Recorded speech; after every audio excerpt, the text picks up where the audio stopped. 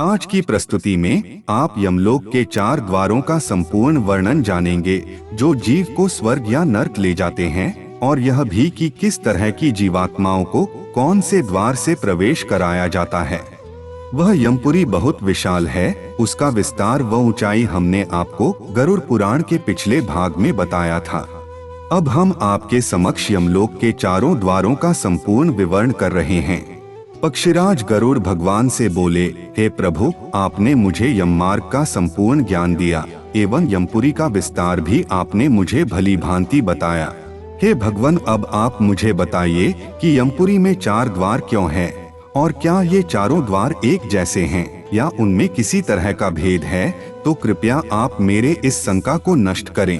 भगवान विष्णु बोले, हे पक्षीराज, आपके प्रश्न बहुत उत्तम है। यह प्रश्न मनुष्य जाति के लिए लाभकारी सिद्ध होंगे। अब तुम इनके उत्तर सुनो। यमपुरी में कुल 4 द्वार हैं और पूर्व, उत्तर, पश्चिम और दक्षिण इन सभी 4 द्वारों की अपनी ही अलग विशेषताएं हैं।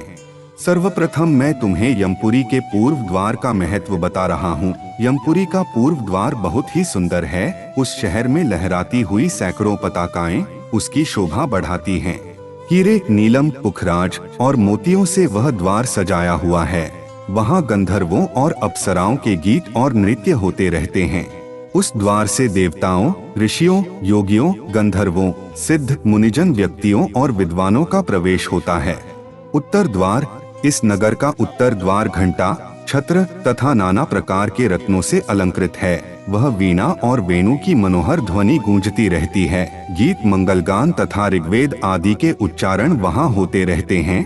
वहाँ महर्षियों का समुदाय विराजमान रहता है। उस द्वार से उन्हें पुण्य आत्माओं का प्रवेश होता है, जो धर्म व और सत्यवादी हैं। वे जिन्होंने गर्मी में दूसरों को जल पिलाया और सर्दी में अग्नि का सेवन कराया है, जो थके हारे हुए मनुष्यों की सेवा करते और सदा प्रिय वचन बोलते हैं, जो दाता यानी दान देने वाले गुरु और माता पिता के भक्त हैं, तथा जिन्होंने ब्राह्मणों की सेवा और अतिथियों का पूजन किया है, वे उत्तर द्वार से ही प्रवेश करते हैं।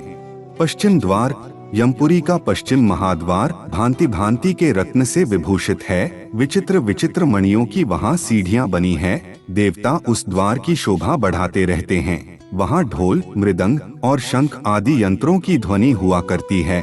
सिद्धों के समुदाय सदा हर्ष में भरकर उस द्वार पर मंगल गान करते हैं। जो मनुष्य भगवान शिव की भक्ति में संलग्न रहते हैं, जो सब तीर्थों में गोते लगा चुके हैं, जिन्होंने पंचाग्नि का सेवन किया है, जो किसी उत्तम तीर्थ स्थान में अथवा कालिंजर पर्वत पर प्राण त्याग करते हैं, और जो स्वामी, मित्र अथवा जगत का कल्याण करने के लिए एवं गौओं की रक्षा के लिए मारे गए हैं, वे शूरवीर और तपस्वी पुरुष पश्चिम द्वार से यमपुरी में प्रवेश करते हैं।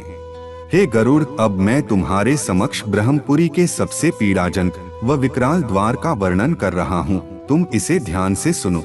यमपुरी का दक्षिण द्वार अत्यंत भयानक है। वह संपूर्ण जीवों के मन में भय उत्पन्न करने वाला है। वहाँ निरंतर हाहाकार मचा रहता है और सदा अंधेरा छाया रहता है। उस द्वार पर तीखे नखों वाले सिंह, सांप, बिच्छू, वज्रमूर्ख, कीट, व्याघ्र, रीछ, सिंह, भेड़िए, गीदड़, कुत्ते, बिलाव और गिद्ध उपस्थित रहते हैं। उनके मुख से आग की लपटें निकला करती हैं, जो सदा सबका अनहित करने वाले पापी आत्मा हैं। उन्हीं का उस मार्ग से यमपुरी में प्रवेश होता है। जो ब्राह्मण, गौ, बालक, वृद्ध, रोगी, शरणागत, विश्वासी, स्त्री, मित्र और निहत्थे मनुष्य की हत्या करवाते या करते हैं, पराई स्त्री के साथ संभोग करते हैं, दूसरों के धन का अपहरण करते हैं, संपत्ति हड़प लेते हैं, दूसरों को जहर देते और उनके घरों में आग लगाते हैं, किसी के वस्त्र, वस्तु और आभूषण की चोरी करते हैं, दूसरों की व्यवस्था देखकर उनके प्रति क्रूरता का बर्ताव करते हैं, सदा झूठ बोलते हैं, नगर राज्य तथा राष्ट्र को महान दुख देते हैं, झूठी गवाही देते, कन्या को बेचते, अभक्ष्य भक्षण करते, माता पिता को कटु वचन सुनाते तथा और भी अन्य प्रकार के महापापों में संलग्न रहते हैं, वह सब दक्षिण द्वार से यमपुरी में प्रवेश करते हैं। हे खगेश, आशा है कि मेरे द्वारा बताए गए वचनों से तुम्हारे यह संशय नष्ट हो गए होंगे। वर्तमान में मनुष्य अपनी मानसिकता और विचारों के कारण ही अपने जीवन को स्वर्ग व नर्क में परिवर्तित करता है। वह मनुष्य नहीं सोचता कि जीवन केवल मृत्यु तक ही नहीं, अपितु मृत्यु के पश्चात भी है, और बुरे कर्मों का वास्तविक फल तो मृत्यु के बाद ही मिलता है।